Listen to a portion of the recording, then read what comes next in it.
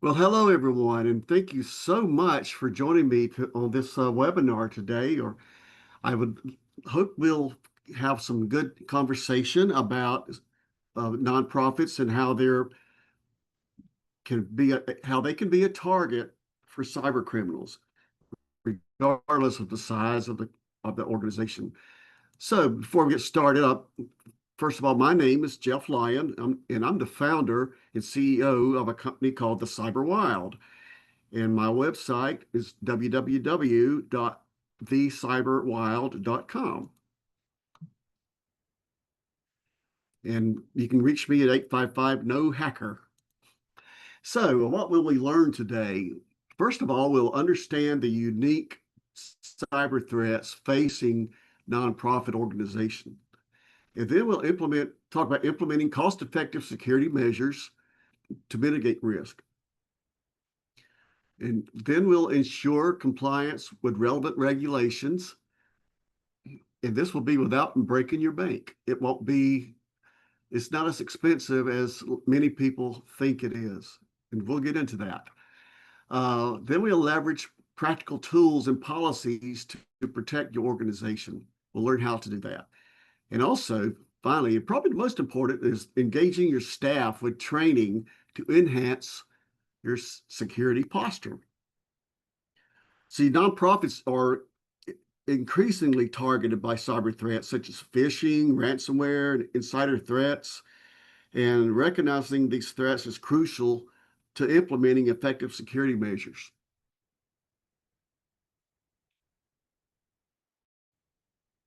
Let's look at several of the myths that cause these things to happen. And number one is they we think we're not a target. They're just misconceptions. So it's just not large organizations that get cyber attacks. They are not exclusive. Small to mid-sized organizations are frequently targets for hackers. In reality, 60% of cyber attacks target small and mid-sized organizations, and nonprofits are seen because they're seen as soft targets. And why is that? They usually don't have the resources to protect themselves the way they should. But again, since they have valuable organizational data, and many believe they have nothing worth stealing but donor and organization data, are valuable targets for hackers. Is that automatic cyber attacks for vulnerabilities in organizations of all sizes, not just bigger ones. I can tell you a time when I had to answer a call for one of my client hospitals that had a ransomware attack, and it was just random that they were picked. The attackers were not even aware at the time that it was a hospital, so they were nice hackers, and they cut their ransomware price. No, I'm kidding, but uh, it it does happen, and if they'll take anyone that they can get money from. They don't care. So that's the we're not a target myth. And finally, we have the danger of complacency. And this is, well, it won't happen to us. You have this false sense of security because you assume that cyber attacks are unlikely to increase the risk, as past safety does not ensure future protection.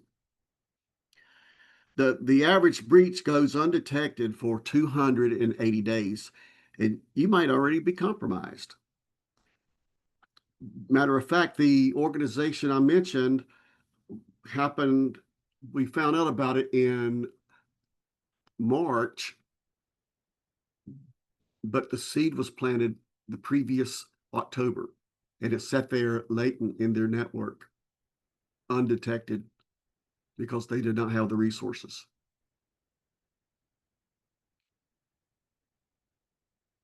We also look at the inadequate protection. And many people think that just because you have an antivirus on your computer, or maybe some type of firewall on your computer or on your perimeter network, that you have all the protection you need. Well, that's not really the case because people typically, the cyber criminals aren't just hacking in, they're logging in because of stolen credentials.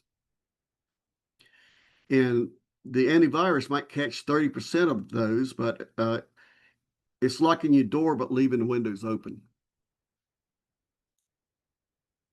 Also, we look at the cybersecurity cost myths, and I love this because this is where it really can impact nonprofits because if they think they can't afford something, they may not realize that there are solutions out there that aren't that don't consume their whole budget.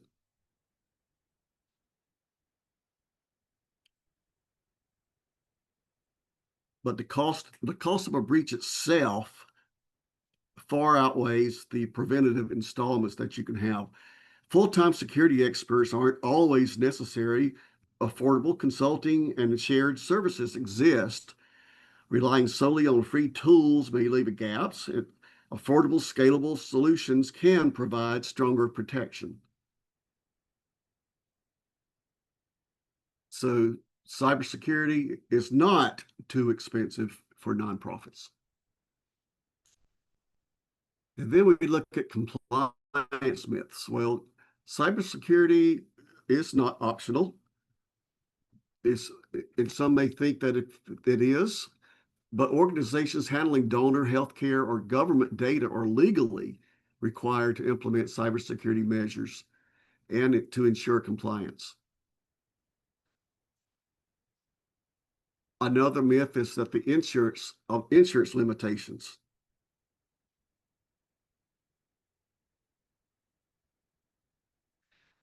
So you relying solely on your insurance can be risky.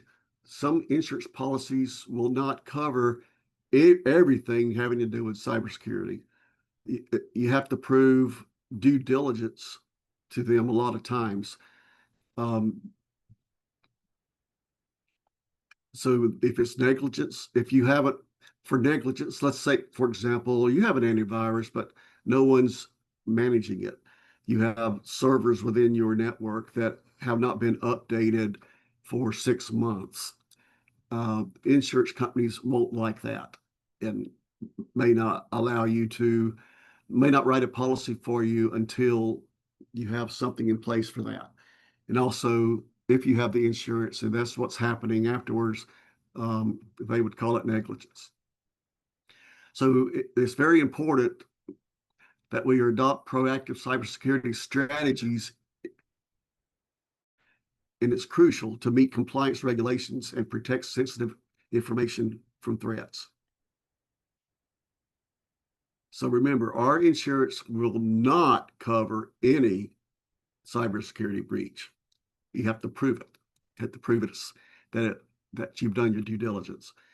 Now, next we have technical myths. So some are shared security. Some people think, oh, it's in the cloud, so that we'll let the cloud people take care of it. Well, really, when you get into the cloud, it's a dual responsibility model. You, they may protect some things, but they will not be the ones responsible for. They'll do the infrastructure, but not your data itself. So it's a shared responsibility model. Also, some people think that Macs don't get viruses. Well, Macs do. They account for 10% of all malware infections, and they're increasingly targeted. And then people don't understand two-factor authentication. It's very simple to use, or we call it TFA for, I mean, 2FA or MFA, whichever way you want to call it, but it's multi-factor or two-factor. And it can be very simple to implement, and it's free. And if you use it, it can block 90% of active account breaches effectively. And then we get to the human factor blind spots. So here's the big one. Email. It's a major threat. Despite the confidence, 91% of breaches, 91% of breaches originate from email. proving it remains a top priority risk, a top security risk. So training itself is also not foolproof. Even trained employees occasionally click on malicious links. Showing training alone isn't full protection. And a lot of companies may check the box and say that they do their training once a year and that should be sufficient. Well, it's not. Threats evolve daily, and the challenge is always ongoing to keep people very vigilant of what's coming into their network and what's coming up to their desktops.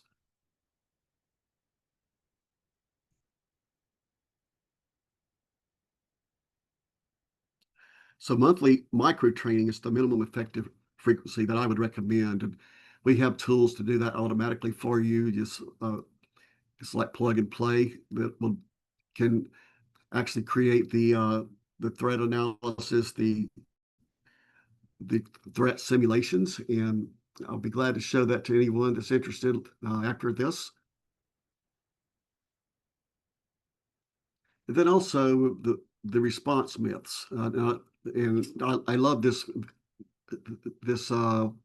graphic with the cables that kind of looks like one of my desk drawers here. But backup and restoring from backups is not always straightforward. They're untested sometimes. You take it for granted that whatever you're using for that backup. And now, when I was early in my career, was doing backup tools, and we used tape. But how do we always know that that tape is restorable if you don't have duplicate systems to restore them to? And it's always very hard to do disaster recovery simulations if you don't have the equipment. But anyway, I've seen cases where we go for a backup tape and oh, it's unreadable or it's blank. It never worked.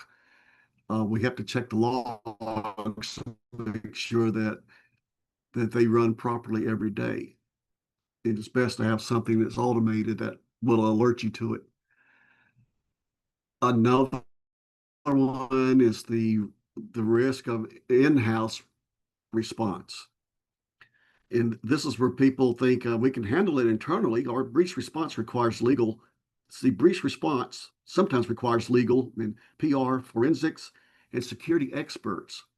DIY responses often make things worse. For example, they could destroy evidence if there's if if any information is on the systems that they're restoring before it's time to restore them. So it would break the chain of custody in that case if it was something that forensics needed after the fact. Okay. So remember, if we get hacked, we may not be able to restore from backup. Matter of fact, the organization I mentioned earlier, restored one of their systems from backup while I was on my way there, only to find that the backup also had the malware, the ransomware on it embedded. So that backup was no good. They had to go back further.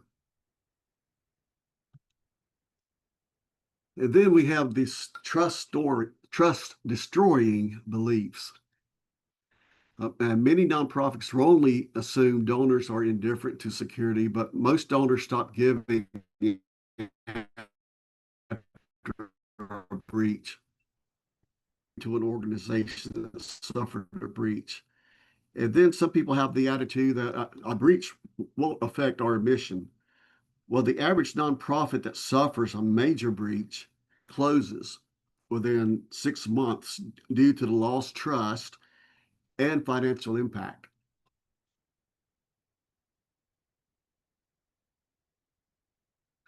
So why does all this matter?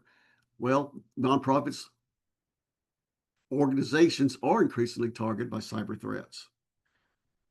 According to multiple reports in 2025 this year, around 27% of NPOs worldwide have experienced at least one cyber attack. Additionally, 60% of nonprofits reported experiencing cyber attacks within the past 2 years. And 31% of nation state attacks target nonprofits, and this is according to Microsoft. And NPOs face a variety of compliance risk in 2025 that can threaten their funding and tax exempt status and reputation if not properly managed. So the key to compliance, sorry.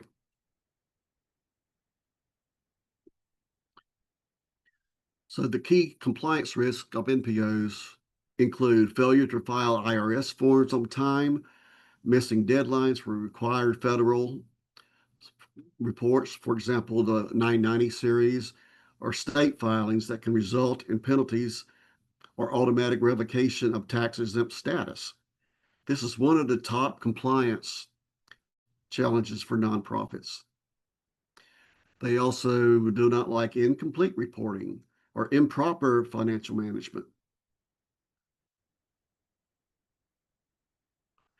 And also even evolving privacy and data protection regulations are effect. So new laws regarding donor privacy, data storage, and information security are being rolled out in various jurisdictions, and non-compliance can result in legal action, fines, or reputational harm.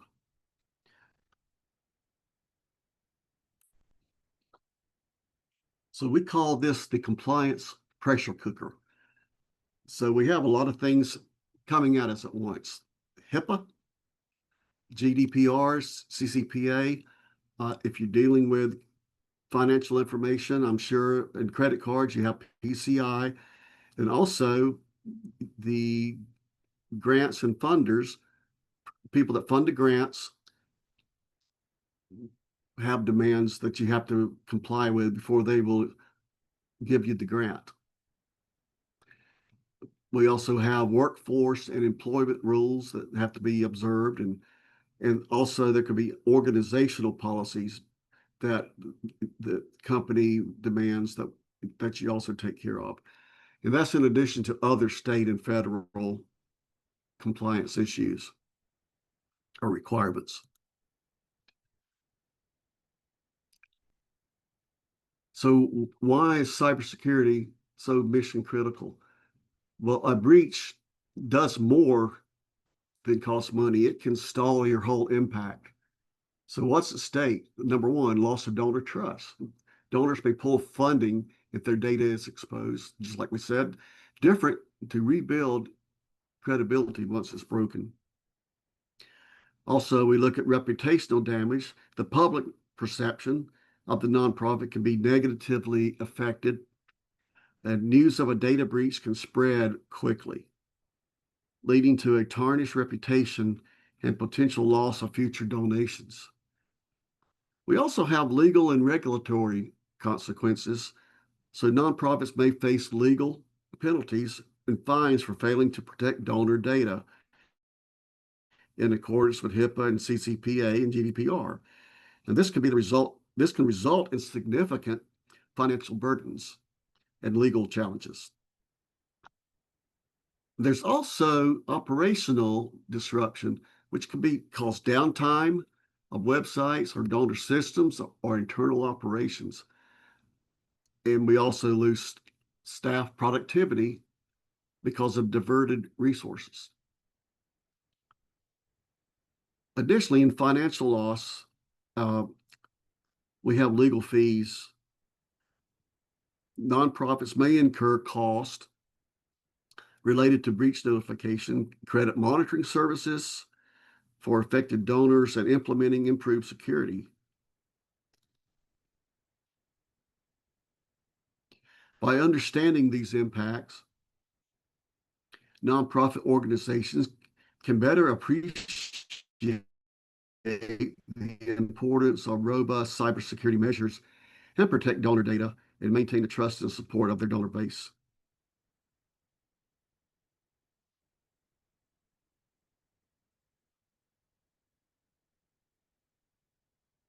Again, we look at the items that can cause problems with funding or the compliance risk is violation of data privacy regulations, loss of eligibility for government funding, reputational damage and donor trust, the failure to comply with industry-specific rules, new legal liabilities from evolving laws, and then penalties due to inadequate cybersecurity controls.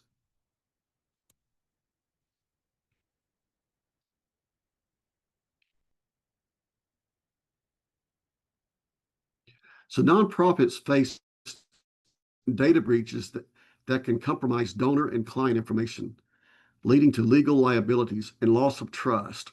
Regulatory compliance challenges arise from evolving cybersecurity laws and standards. And additionally, inadequate resources for cybersecurity measures increase the vulnerability to attacks, making it critical for nonprofits to implement robust protection and staff training.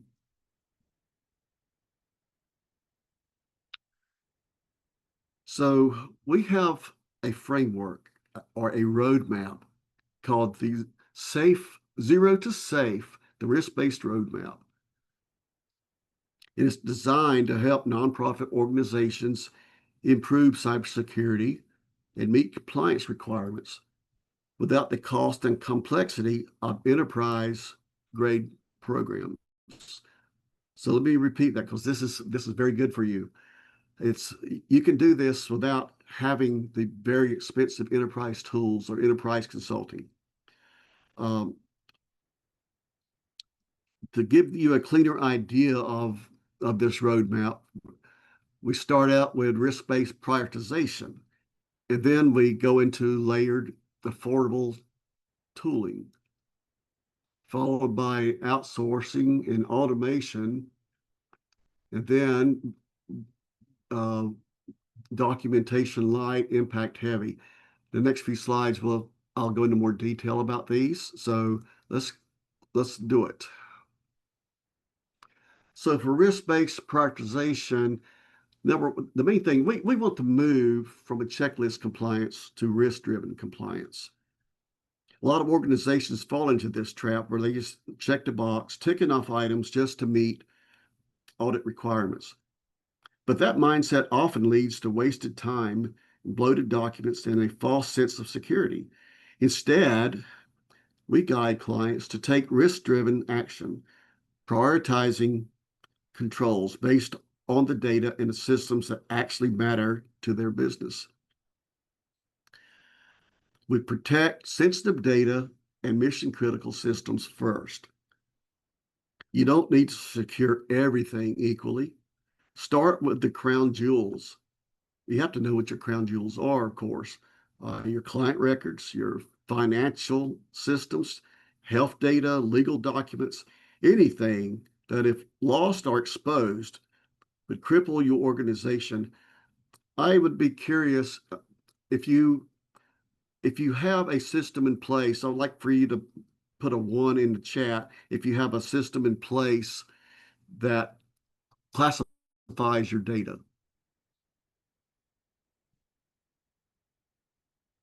Okay, and I'll leave it at that for a minute.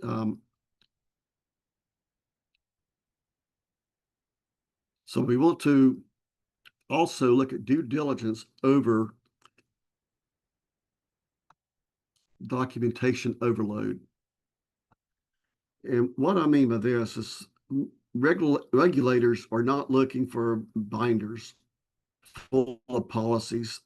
They're looking for proof that you've thought things through, made risk-informed decisions, and are actually doing the work to protect data. A well-documented process that's actually followed will always beat a 300-page policy no one reads.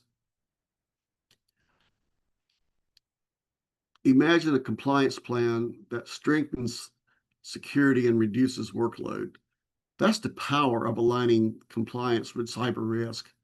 You end up with a better protection, simpler decisions, and less friction across your organization. It's not about doing more, it's about doing what matters. Next, we look at layered, affordable tooling. Small businesses and nonprofits usually can't afford 10 different security tools that don't talk to each other. Well, there's a platform out here that I use called Total, and it comes in bringing firewall, endpoint protection, and monitoring into one easy to manage solution. Consolidation means less complexity and fewer gaps and lower cost.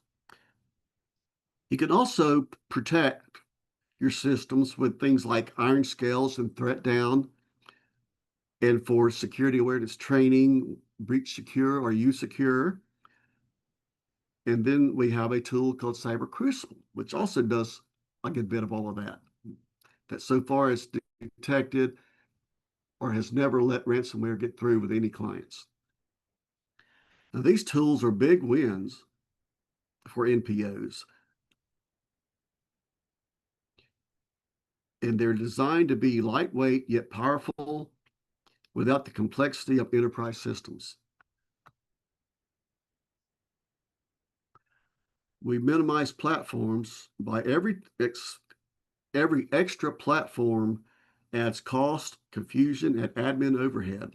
Plus, people have to be trained to know how to use it and manage it and monitor it. Fewer platforms with broader capabilities means your team can focus. They can focus on operations and not endless dashboards. You don't need enterprise tools, you need smart ones. Big companies have big tools, but they also have big budgets and teams. For NPOs, the smarter approach is to find tools that are cost effective, easy to use, and give you the same outcome without the headache.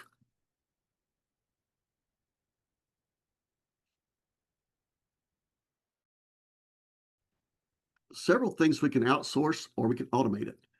And this includes training and scanning and backups. One of the best ways to boost security without adding staff is to automate the basics. Security awareness training, vulnerability scanning, and even system backups can run on autopilot with very little effort. That's not just efficient, it's scalable, and the goal is consistency without burnout. You can also outsource your monitoring to a SOC or SOC. And SOC stands for Security Operations Center. And we can provide those 24/7 monitoring within of your network of everything that's going through your network. It can be detected and correlated in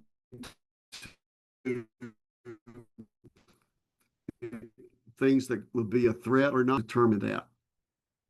So also your incident response teams can monitor threats in real time, and they can be your incident response team as well. And then it's a fraction of the cost of hiring the full-time staff to do it. Even strategic leadership can be outsourced. A virtual or fractional CISO, that's Chief Information Security Officer, can help with risk assessments, vendor reviews, and board level reporting without the executive salary. You can focus on internal effort. You can focus the internal effort on strategic actions. This frees your internal team to work on strategic initiatives, improving customer experience, refining workflows, or strengthening compliance, not just reacting to every threat or chasing alerts. It's about reserving human attention for what really matters and letting automation and vendors handle the rest. And finally, the fourth pillar of our framework is like I said, documentation light, but impact heavy.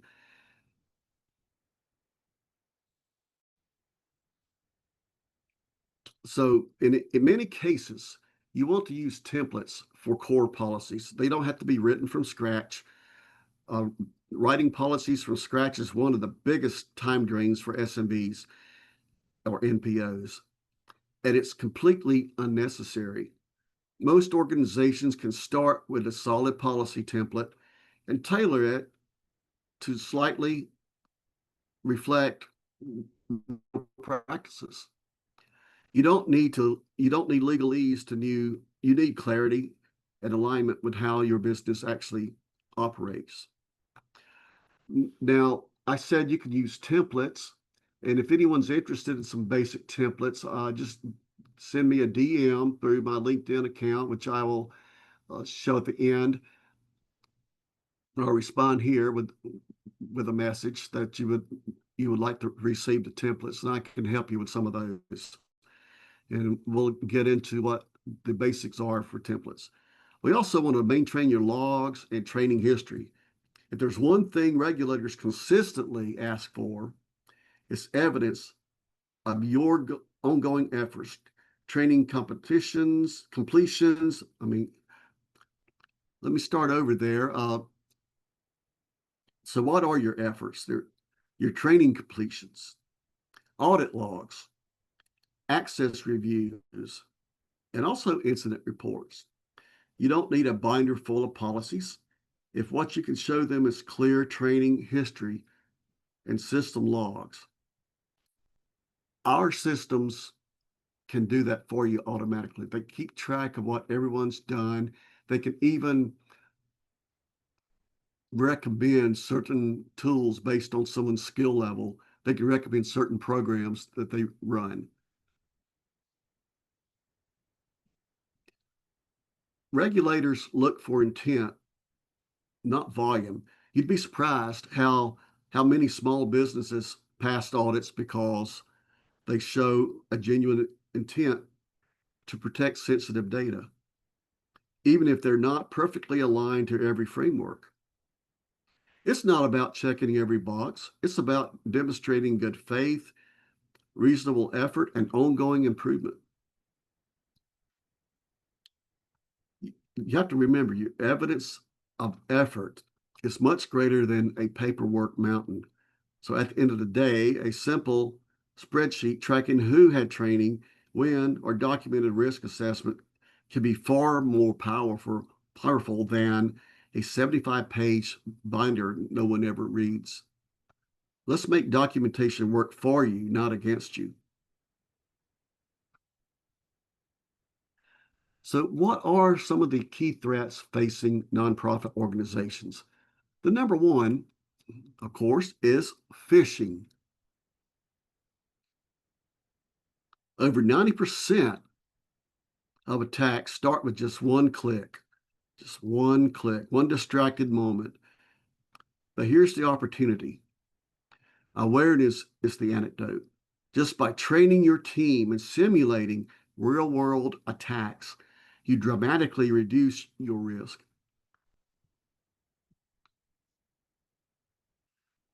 And then our favorite word here is ransomware.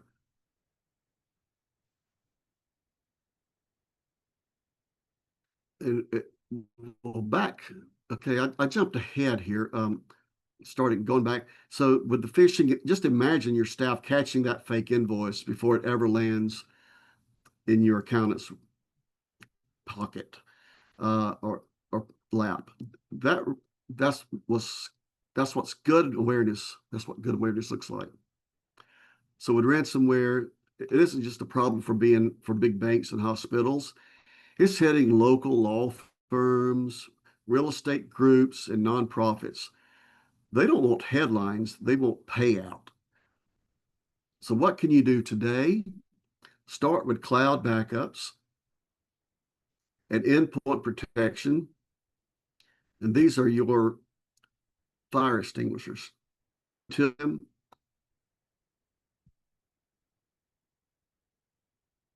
and then once you do. We also experience credential compromise. And many breaches start with reused or weak passwords.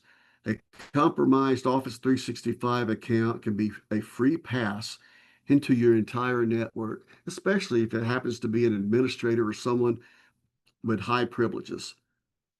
So you want to start small. You want to get a password manager like LastPass. You want to turn on MFA. What's MFA again? Multi-factor authentication. These two simple actions close more doors than most firewalls. So again, a password manager so that you can use complex passwords and not your pet's name, and MFA. Then we deal with insider threats, and not every breach is from the outside. Sometimes it's a rushed employee forwarding sensitive information, or sometimes it's worse. Sometimes it's a malicious intent to exfiltrate information, especially if someone's getting ready to leave the firm and wants to take client information with them. We have ways of monitoring for things like that and can protect you from it. So what's your guardrail? Define acceptable use. Limit access to what's needed, nothing more. Trust is not a control. Remember, trust is not a control. Then finally, unpatched software. I've seen organizations that have systems that they never reboot, they never patch. They're always afraid to take them down because of the big what if moment. What if it doesn't come back up? Well, that's using hope as a security mechanism, and it never works. So if every month that goes by without an update, the window gets wider and wider for attackers. You don't need a tool to patch, you need a calendar. One day a month, like brushing your teeth, patch and move on. So if you have multiple servers and you have a very limited crew that can do the patching for you, you you want to have a window, a fixed window that everyone knows about. If you have change management, they need to know that that's going to happen and approve it regardless. The patches have to go. The risk could be too great if you don't patch the systems.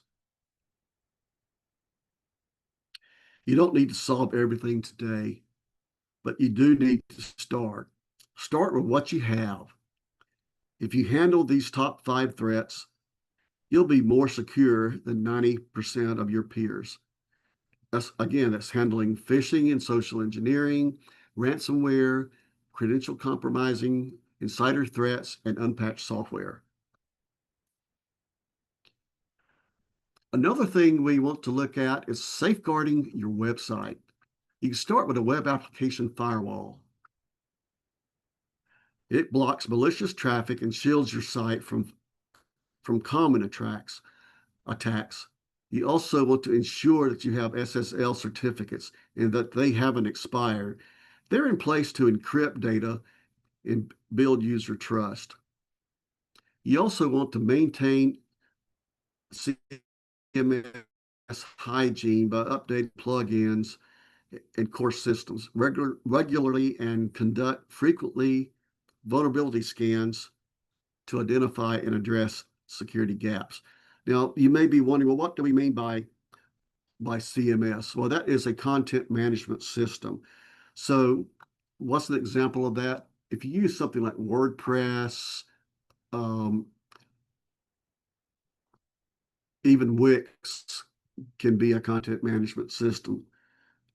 But it's any type of platform that creates your website, your blogs, that have many plugins that might do something really nifty for you, but you don't know if that plugin itself has a vulnerability. So you definitely want to have time to check on those type of things and updating them when you do find one that has a vulnerability to it.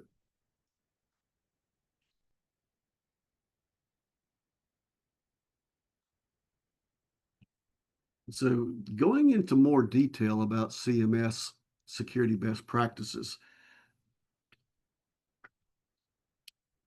Well, again, it's content management. Oh yeah, WordPress, Drupal, Joomla, and even Shopify. And what does it matter to nonprofit orgs? Well, they are the frequent attack targets because of the outdated plugins or even poorly secured admin panels using the default password or worse yet, no password, and then not patching the systems again. And a breach can expose donor data and redirect visitors or inject malware. So always keep your CMS plugins and themes up to date. Use admin access restrictions, and by that we mean strong passwords. And what's the other? MFA. That's right. You install a web application firewall. You enable automated backups and site monitoring tools, and you use SSL certificates.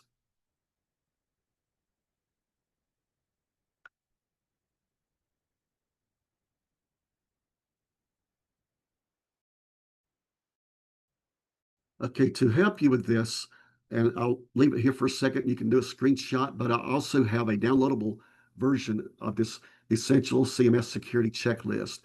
And if you want it, just DM me checklist in the chat box or send it to my LinkedIn account or go on my website. But anyway, I'm not going to go into each of these, but this is a great checklist to go by to make sure you really are staying up to date with your plugins. So what are some wins again? Well, MFA we've talked about again, the security awareness training, or we can shorten that to SAT, and we use tools like Breach Secure Now, Use Secure. Some people use Know Before. Uh, Infama is another great one. And then we use an email security platform. And the one we recommend is Iron Scales. It's very versatile. You can do a lot of AI built into it. And then we have the password managers and also DNS filtering. And the one that we would recommend would be Cloudflare or Quad 9. I believe Quad 9 has a free version out there available. So if you want to explore that more, again, you can contact me on any of these. Then also we look at EDR, extended detect and respond. One tool that we have is CloudStrike's Falcon Go and also Bitdefender. So a tip here is to start with the good tier, then improve. In my organization, I have 4 different tiers of support of tools and systems that can monitor different things. And for example, if you're a two-man shop, you may not want to go into hiring a 24/7 SOC or 24/7 SOC, but it is available and it's usually in a higher tier. But the basic thing you want to start with us would be your email security platform and your EDR. Those two are the basics. And then after that, I would bring in some type of security awareness training, which is very, very affordable.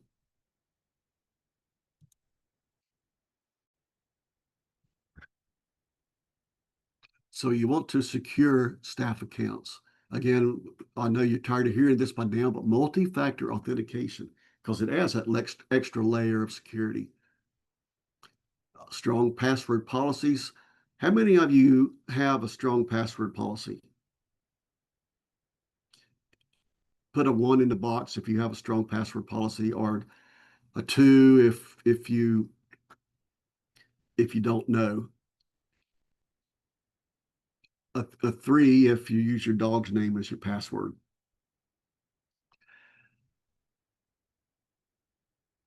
But you can create password policies and have those implemented, usually in Active Directory. You can create policies that won't allow people to use certain types of passwords. You can have words that are in a do not use list that would prevent users from putting that in as their password. You can make it where they don't repeat passwords. You can't just go student 5, student 6, student June, student July, whatever. You can prevent those type of things from happening. The length of the password, the complexity of the password, all of that's very important because each thing you add to it increases something called a work factor that makes it harder for a hacker to run a scan to actually determine the password. And I won't get into that today because it gets into more technical details, and I want this to be very surface level on how the hackers can get in there and learn your passwords. But remember, complexity is key. And then we have something called RBAC, or role-based access controls. And, and this limits permissions based on user roles, ensuring only authorized users access necessary resources. So let's say, for example, you have you're an administrator for a college. Does your college president need to have administrative access to everything? No, not at all. He needs access to things that are relevant to his job, to his role. So you have a role for that person, for the administration, for leadership that would be different from a role for faculty that may have access to certain things, or even the finance has to be separate. It's segregated.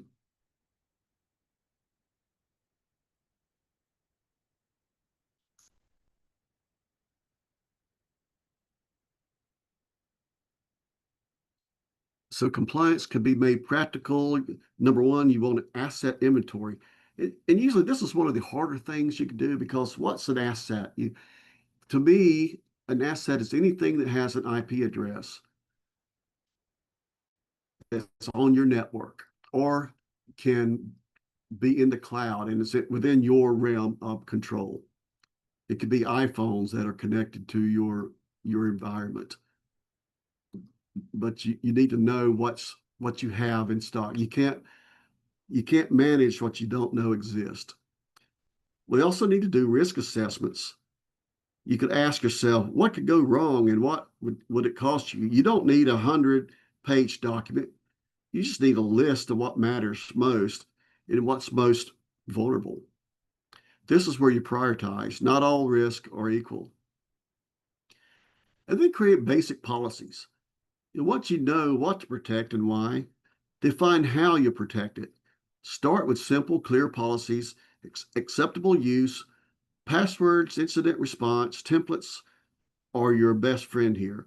And if you need one of these, that's the acceptable use, passwords, and incident response. Also, I will mention I have a mini course on passwords. If anyone's interested, just reach out to me. And then we look at the awareness training again, making your people part of the solution makes breaches stem from human error. Most breaches stem from human error, and platforms like USecure, Infomine, Breach Secure Now make this automatic, trackable, and simple to deploy. Finally, we get visibility. We have monitoring and logging. You don't need an enterprise SIEM, and a SIEM is a security event information system, information management system. You don't need one of those, but you do need basic alerts and logging, whether it's login attempts, backups, or file access. You want a trail. But if you want a SIM, we can do those too, because we have some that are very reasonable that come with your 24/7 SOC. So SIM and SOC go together. And remember, compliance doesn't require perfection. It requires intention, visibility, and steady progress. This roadmap will get you there.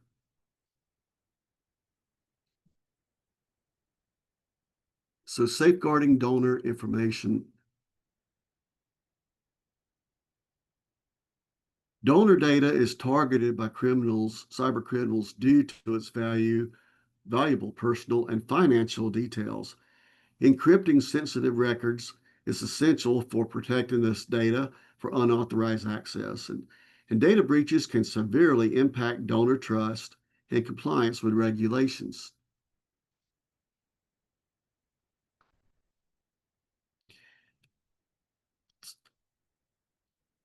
So the impact of breach or donor trust, the impact of breach of donor data on nonprofit organizations could be significant and multifaceted.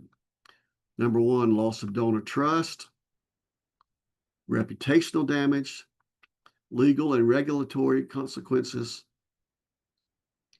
operational disruption. Now, what we mean by that is when you're addressing a data breach, it requires people's time, it requires their resources and effort, and it can disrupt the organization's regular operations.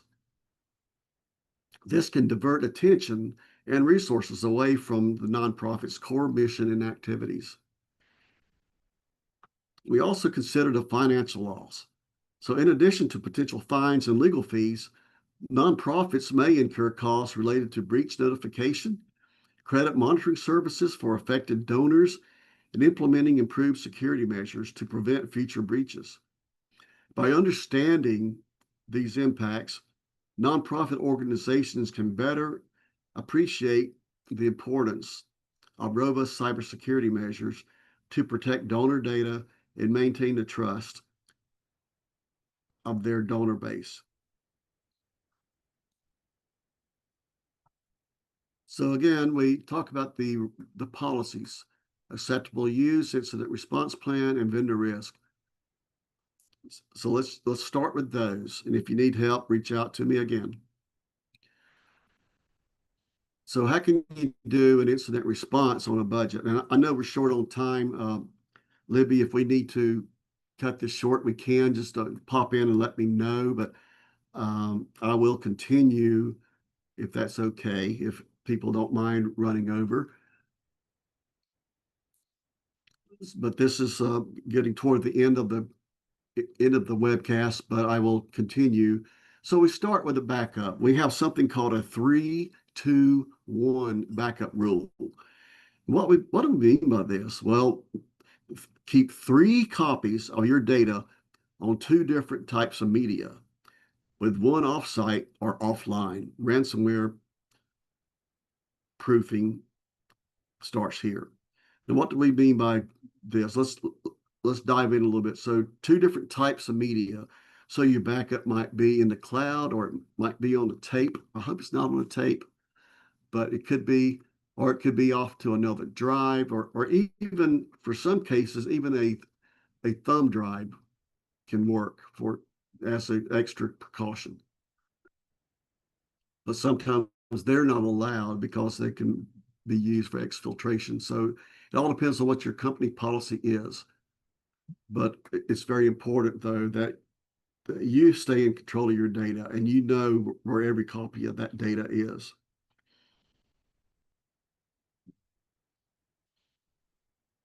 But if you pick the USB drive in a fire safe, it can fulfill an offsite requirement. And we recommend that individual users and corporations or NPOs not do it themselves, but have someone responsible for doing that. And possibly if it's donor data, don't even allow someone to do it that's not authorized to make copies of the data onto a thumb drive.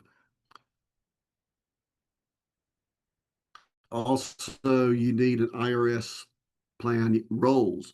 So assigning roles before chaos hits is very important. So who's responsible for containment?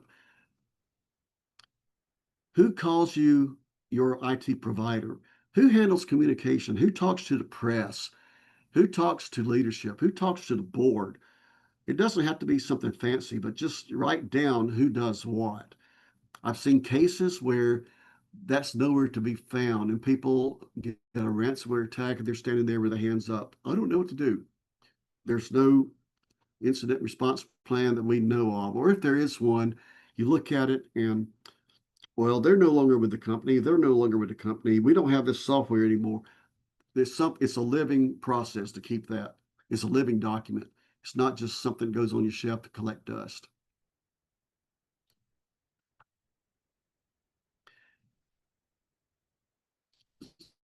So crisis communications is also important. And you need to communicate things fast when something happens, internally to clients and possibly to regulators. Having a draft email or phone tree ready saves panic and mistakes. And here's a pro tip for you: silence breeds speculation, preparedness breeds trust. So the longer you don't report about it, people start speculating and rumors fly, and then you have a lot of information correction that you have to deal with.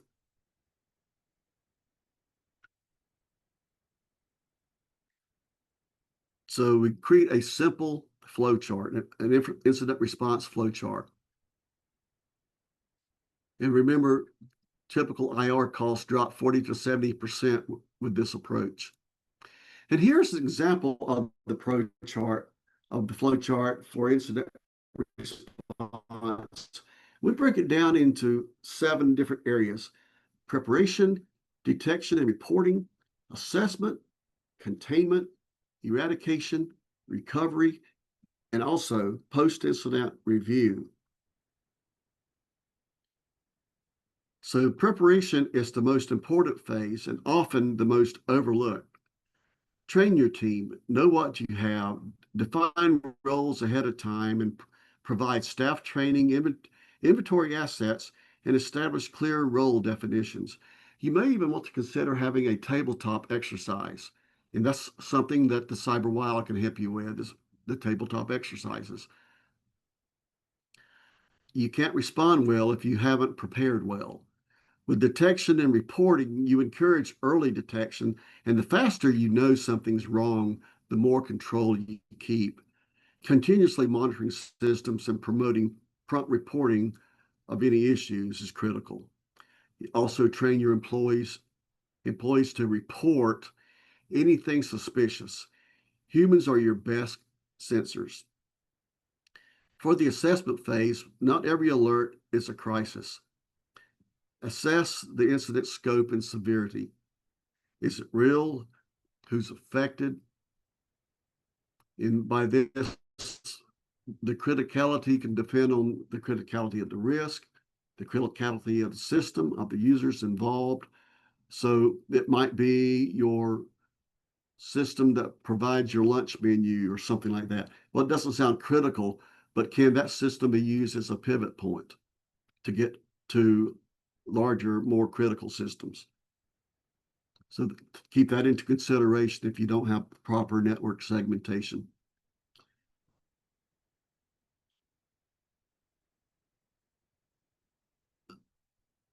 And this is the decision point where you determine how far you need to go.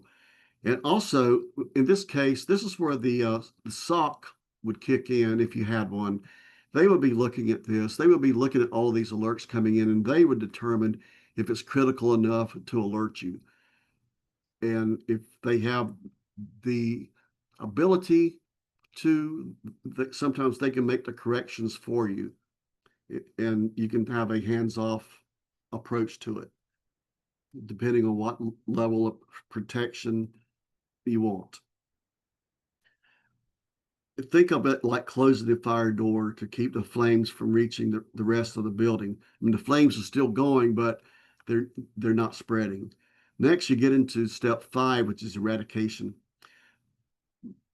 This is the root of the cause. You remove the malware, you patch the vulnerability, you reset the credentials, you eliminate the threat,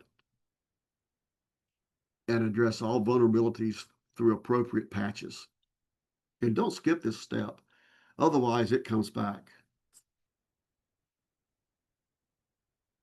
Then we get to the next to the last step, which is recovery. And this is where you restore operations, you test carefully, you monitor for signs of reinfection. Remember, you need to know that that tape that you're restoring from also doesn't have the same malware embedded in it that has with your last backup. So it's very important to know when that malware landed within your environment and what its travel path was. Okay, next we have the final portion, which is post-incident review. And this is where growth happens. You ask yourself, what worked? What didn't work? What do we need to change next time? Then you hold a debriefing session and update the incident response plan based on the findings. Learning from the incident is how you mature in your program, how you mature your program without even a small team can execute this with the right checklist and some upfront planning.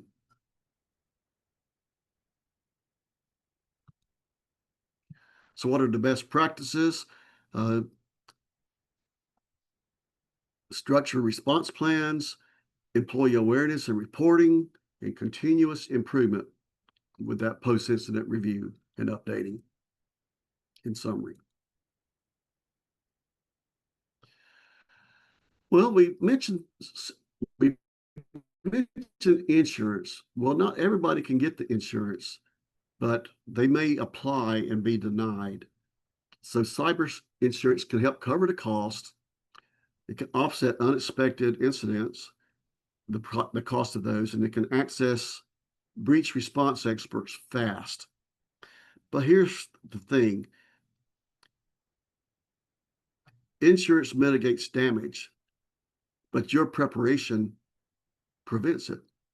So combine coverage with proactive defense to truly sleep well at night. And next, we're going to look at what are the tools that most cyber insurers will require. And this slide, you may want to do a screen copy of it. It's very important, but most insurers are going to require these 12 components before they will underwrite an insurance policy for you. They're not just check boxes, they're proven defenses. Each one reduces risk and boosts your insurability, your premiums, and payout eligibility. It will reduce your premiums if you already have it.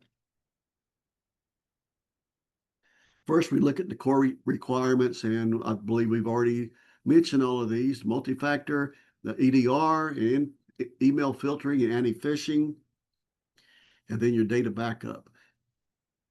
And then we will look at operational safeguards, your patch management system, network segmentation, and your privileged access management, PAM, and your security awareness training. And at a higher level, we look at governance, recovery, and readiness. So you have your IR plan, you have your secure configuration management, you have your vendor risk management, and regular vulnerability scans or penetration testing. And we won't be able to get into all of those, but some of these I've already touched on. So we'll keep moving on here for the sake of time. But our clients, when they have these 12 controls implemented, and I am going to, since we're low on time, I'm going to skip over the case studies here.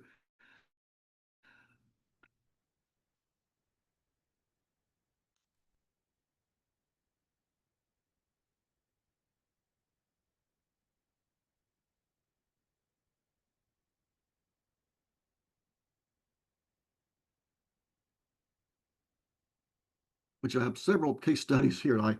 If you are copying the slides or can see the slides, it may be informative for you.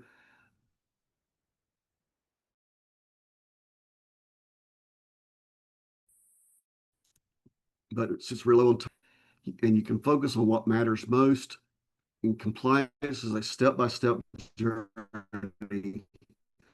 So be ready and covered. Incident response and insurance. You remember, you can't protect what you don't understand. And the first step to resilience is uncovering your unique vulnerabilities before someone else does. You want to prioritize your actions. So cybersecurity isn't about doing everything at once. It's about doing the right things first. Focused on high impact, low effort wins to build momentum. And then compliance is phased. Think of compliance as a journey, not a destination. It's not a checkbox. It's a rhythm of continual improvement and one layer at a time. Insurance and IR piece or equals peace of mind. So having insurance and the IR plan is like owning both the parachute and knowing how to use it.